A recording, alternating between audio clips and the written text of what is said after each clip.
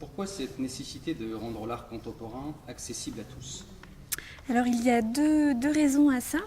D'abord, c'est la volonté d'Ingrid Brochard de créer le musée mobile, qui est pour elle un outil de partage et de transmission de sa passion pour l'art contemporain, qui est née lorsqu'elle s'approchait de la trentaine.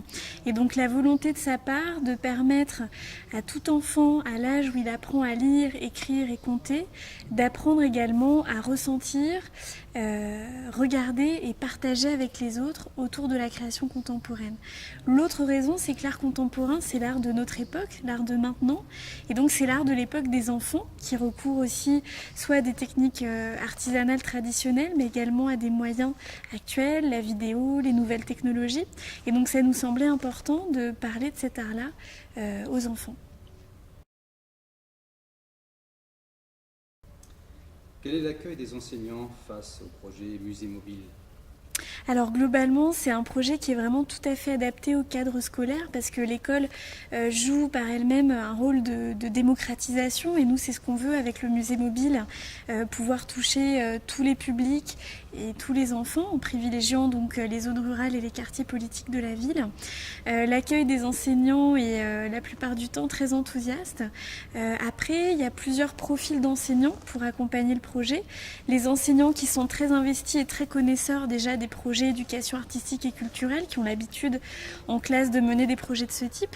Des enseignants qui sont très enthousiasmés par le projet, mais qui n'ont pas forcément l'habitude de mener ce genre de projet en classe. Donc le musée mobile va être un petit peu un point de départ pour eux, qui va leur donner confiance et qui va les inciter à aller vers d'autres projets culturels par la suite. Et après, il y a des enseignants qui peuvent être plus méfiants et qu'il va falloir aller convaincre. C'est vrai qu'il y a une barrière avec l'art contemporain et c'est pour ça qu'on intervient en amont de notre passage sur des temps de sensibilisation pour lesquels on réunit tous les enseignants pour leur proposer vraiment des clés de compréhension et d'utilisation de l'art contemporain et de cette expérience comme un outil pédagogique à utiliser en classe.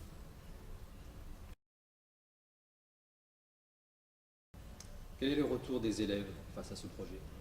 Alors les élèves saisissent tout de suite que c'est un projet qui a été imaginé vraiment pour eux.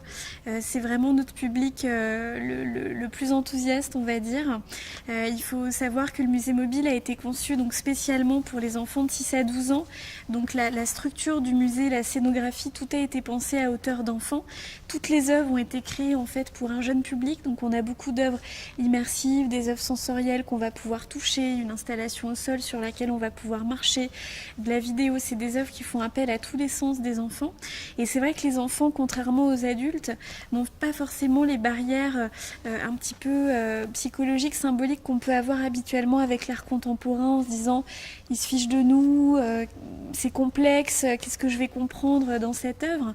Les enfants sont vraiment dans le même état d'esprit que les artistes contemporains qui utilisent beaucoup l'autodérision, l'humour et le jeu. C'est très important pour les artistes et je pense que voilà, artistes contemporains et enfants se retrouvent très bien sur ces terrains-là.